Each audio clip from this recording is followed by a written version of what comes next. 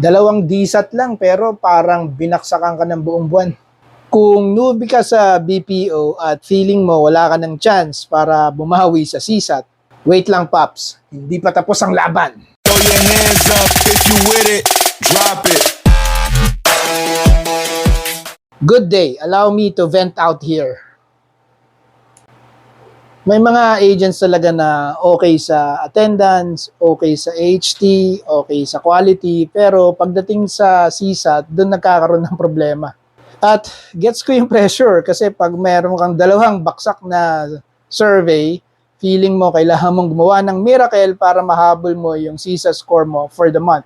Pero here's the thing, Papi, you don't recover the CSAT by chasing the number. You recover the CSAT by fixing the customer experience. Kung newbie ka, ito ang pwede nating gawin as an action plan. Unang-unang step, alamin mo kung bakit ka nagka-DSAT. Huwag mong sabihin na bad customer lang. Kailangan mong i-review yung detractors mo. Was it the resolution? Was it your tone? Was the customer waiting for too long? Did you miss the expectation? Kailangan mong hanapin ang pattern, Paps. Number 2, control what you can control. Hindi mo kontrolado kung galit talaga si customer bago pa makuha mo yung call. Pero ang kontrolado mo is kung paano mo siya kakausapin. Use empathy. Acknowledge the concern. Explain mo clearly kung ano yung cause ng issue and kung ano yung pwede mong gawin for the customer. And syempre, most importantly, you have to set the right expectation. Kasi most often than not, hindi naman perfect resolution ang hinahanap ng customer.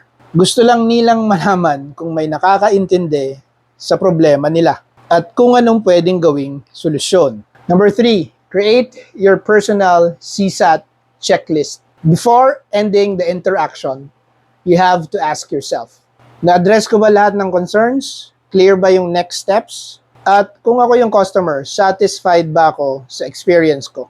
And lastly, don't panic after one bad survey.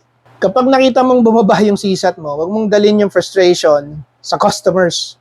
Kasi yung next interaction might be an opportunity to recover your score. One DSAT is an opportunity that's not a reflection of your whole performance. So kung newbie ka at struggling sa CSAT, don't focus on getting 18 perfect surveys. Focus on making the next customer interaction better than the last one. And remember, CSAT is not just a score. It's a reflection of the experience you consistently create for the customers. Kaya laban lang, Papi. One call at a time. Huwag ka ma-frustrate. Yun lang. Thanks for watching. Till the next Budol. Peace!